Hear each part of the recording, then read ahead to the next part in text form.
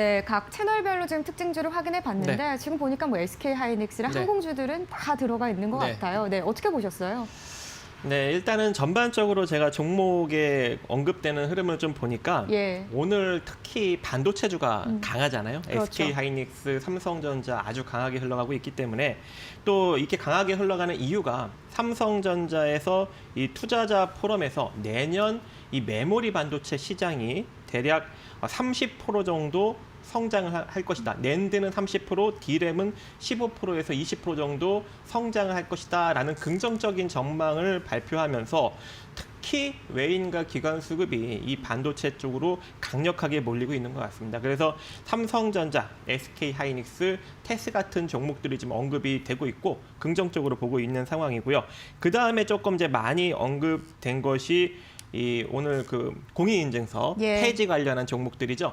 그래서 그 종목들이 지금 한국정보통신, 한국정보인증, SGA 이런 종목들이 언급이 됐는데 과거에도 이 공인인증서 폐지 관련해서 언급해서 이제 튄 적이 있었는데 그때도 단기적으로 상승력이 나오고 강력하게 주저앉는 흐름이 나왔습니다. 그래서 현재 이 상승력을 따라잡아서 뭐 1박 2일 정도 뭐 짧게 수익을 낼 수 있는 여지는 존재하겠지만 리스크는 좀 있으니 웬만하면 좀 건들지 않는 것이 좀 좋을 것 같고요. 예. 그 다음에 뭐 이제 개별적으로 대한항공, 아시아나항공 이런 것들이 언급됐는데 좀 긍정적인 소식이 좀 들어와서 언급이 되는 것 같습니다. 그렇죠. 이 KCGI 산하의 그레이스 홀딩스 등 8곳이 신주 발행 금지 가처분 신청을 했는데 이것을 이제 법원에서 기각을 해버렸죠. 그래서 본격적으로 이 삼자 배정 유상증자를 오늘부터 실시할 계획이라서 좀 긍정적인 흐름이 나왔는데 저는 이제 이런 이슈 같은 종목들은 이슈가 좀 강력하게 변동성이 좀 극심한 것들은 건들지 않는 것이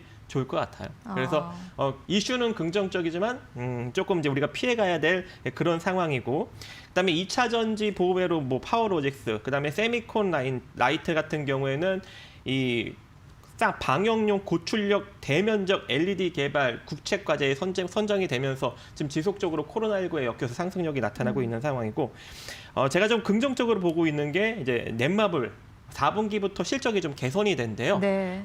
신작 게임 이슈로 인해서 올해 영업이익보다 내년 영업이익이 한 40% 정도 더 나올 수 있다라는 컨센서스가 지금 지속적으로 발표가 되고 있고 거기에 이제 뭐 현대백화점 같은 경우에는 최근에 지금 대형 유통주들이 상당히 저평가잖아요. 네. 그래서 좀 언급이 되고 있는 것 같아요. 그래서 근데 시장이 지금 계속적으로 긍정적으로 가고 있다 보니까 메이저 수급도 일정 부분 계속 유입되고 있다 보니까 시세가 좀 괜찮게 흘러가는 것 같고 그 다음에 두산도 최근 이제 두산 이슈가 계속적으로 나오다 보니까 이제 언급이 되고 있는데 지주회사는 상당히 저평가입니다. 그리고 이 현대오토에버 최근에 이 전기차는 상당히 많은데 예. 이 전기차 충전 인프라가 많이 부족하다고 기사화가 되고 있잖아요. 예, 예. 그래서 이 전기차 충전 인프라를 구축하는 회사들이 자꾸 언급이 되는 것 같아요. 그 중 하나가 현대오토에버고 또 이 JYP 엔터 같은 경우에는 이 니주가 정식으로 이제 데뷔를 하는데 데뷔 전부터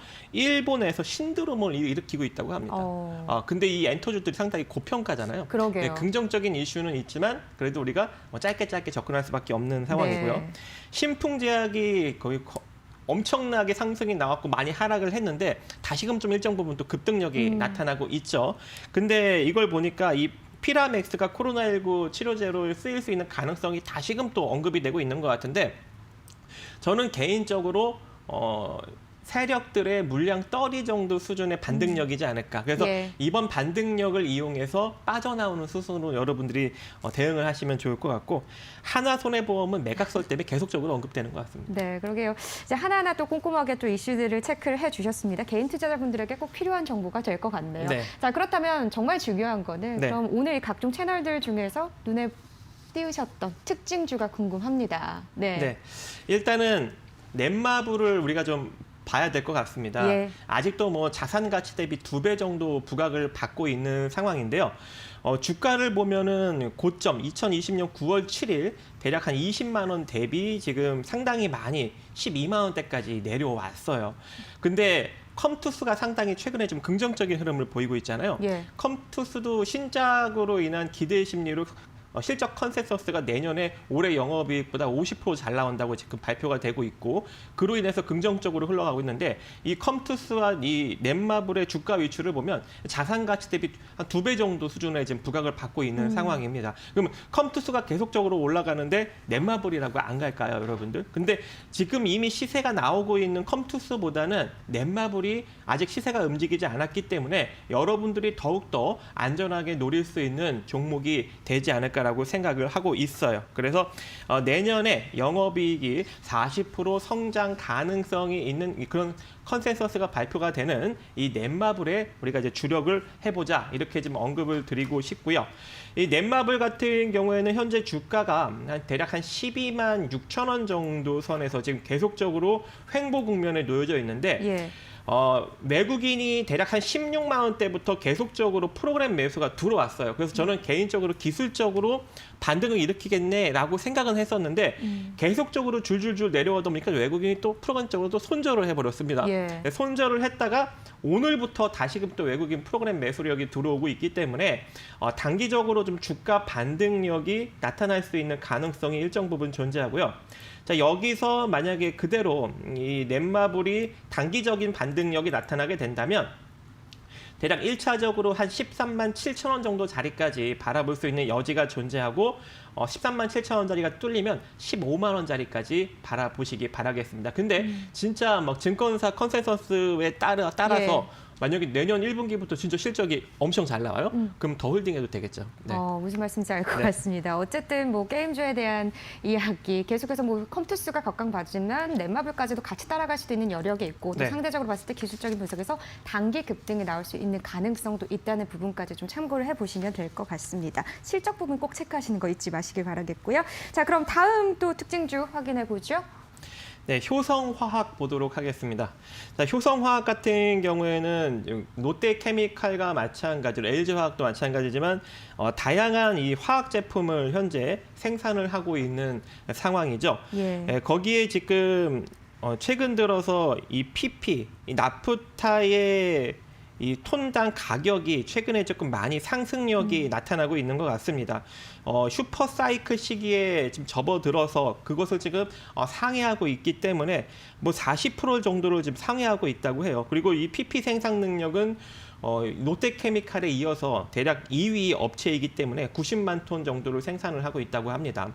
그래서 앞으로 영업이익 개선이 상당히 많이 될 수 있는 가능성이 점쳐지고 있고 최근에 또 추가적인 투자도 지속적으로 진행이 되고 있는 것 같아요. 그리고 효성그룹적 측면으로 다양한 이제 수소부터 여러 가지 이제 스텐박스 공장, 근데 이 회사는 아니지만 그래서 예. 지속적으로 지금 다양한 투자를 진행을 하고 있잖아요. 그래서 효성화학도 충분히 같이 성장이 가능하다. 그리고 최근에 유가가 45달러 선에서 계속적으로 움직이고 있고 유가가 좀 많이 상승력이 나왔어요. 네. 결과적으로 영업 마진율도 조금 증가하지 않을까라고 생각을 합니다. 그래서 최근 이 화학 관련 종목들이 상당히 조금 긍정적으로 흘러가고 있는데 아직까지 영업이익적 측면으로 보면은 이 전년 대비 좋게 나오고 있지는 않아요. 근데 증권사에서 계속적으로 지금 호평, 내년부터 엄청나게 실적이 개선될 것이라는 호평을 계속하고 있기 때문에 그 전에 이미 실적이 개선되기 전에 수급이 몰리면서 상승력이 나타나고 있는 것 같습니다.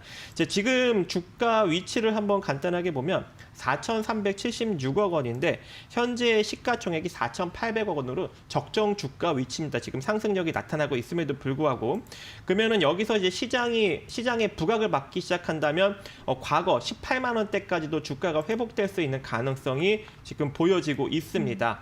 그래서 일단은 보유하신 분들은 이렇게 대응하시면 될 것 같아요. 일단 14만 원짜리를 지금 돌파를 하려고 하고 있기 때문에 예. 14만 9천 원짜리를 크게 이탈시키지 않는 한 홀딩 관점 유지하시면서 매수 관점 유지하시면서 끌고 가시면 될 것 같고요.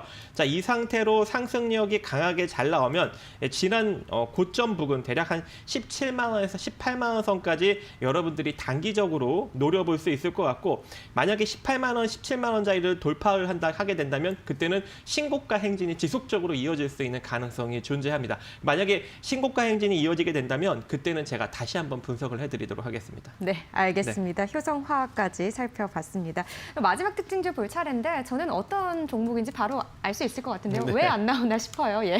네, 바로 삼성전자입니다. 제가 이제 그동안 삼성전자는 시장이 조금 부진한 관계로 그래서 약간 리스크도 좀 일정 부분 있었잖아요. 다들 존재했죠. 그렇게 예. 생각하시는 분들이 되게 많았고 맞아요. 그래서 제가 이제 언급을 안 드렸는데 최근에 이 시장 수급이 나쁘지가 않아요. 어쩔 수 없이 가는 것 같습니다. 그래서 제가 이제 언급을 드리고 있는 것이고 또 이번에 컨퍼런스에서 이 D램 시장이 15% 정도 성장할 것이다. 그리고 낸드 플래시는 30% 정도 성장을 할 것이기 때문에 특히 이 낸드 플래시 쪽에 강력하게 내년에 투자를 진행할 것이다라고 발표를 하였습니다. 그래서 이 메모리 관련 장비 섹터도 같이 동반 상승력이 아주 강하게 나타나고 있는 상황이고요.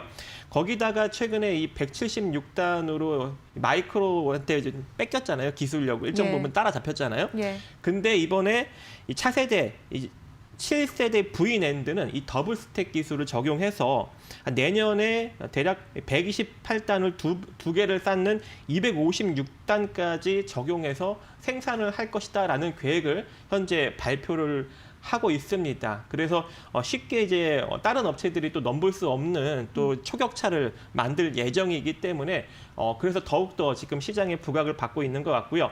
자, 이 상태로 일단 삼성전자가 전고점을 돌파하면서 올라가게 된다면 1차적으로는 한 7만 1,000원 정도 자리까지 갈 것 같습니다. 지금 신고가를 형성하고 있기 때문에 제가 파동적으로 빠르게 잡아줄 수가 없어요. 왜냐면 제가 차트 폭을 줄이고 착장 파동을 예. 잡고 막 이래야 되기 때문에 좀 오래 걸려서 7만 1,000원짜리까지는 일단 1차적으로 보시고 7만 1,000원짜리가 돌파가 되면 8만 원 정도 선부터는 분할 매도 관점으로 가시는 것이 좋지 않을까 이렇게 생각을 하고 있습니다. 네, 그러니까 어쨌든 지금 반도체 업황 회복에 대한 기대감으로 삼성전자도 그렇고 시장에서 SK하이닉스도 지금 상승 네. 흐름을 계속 나타내고 있는 상황인데 외국인의 매수세 흐름까지도 계속해서 지금 나타나고 있는 상황이기 때문에 눈여겨보실 만하다는 말씀이십니다. 뭐 지금 뭐 7만 전자뿐만 아니라 뭐 8만 전자, 10만 전자까지도 갈 것이다라는 이런 긍정적인 의견들도 나오고 있더라고요. 네, 맞습니다. 네, 계속해서 좀 지켜보도록 하겠습니다. 자, 오늘도 이렇게 세 가지 특징주 살펴봤습니다. 고맙습니다. 네, 감사합니다.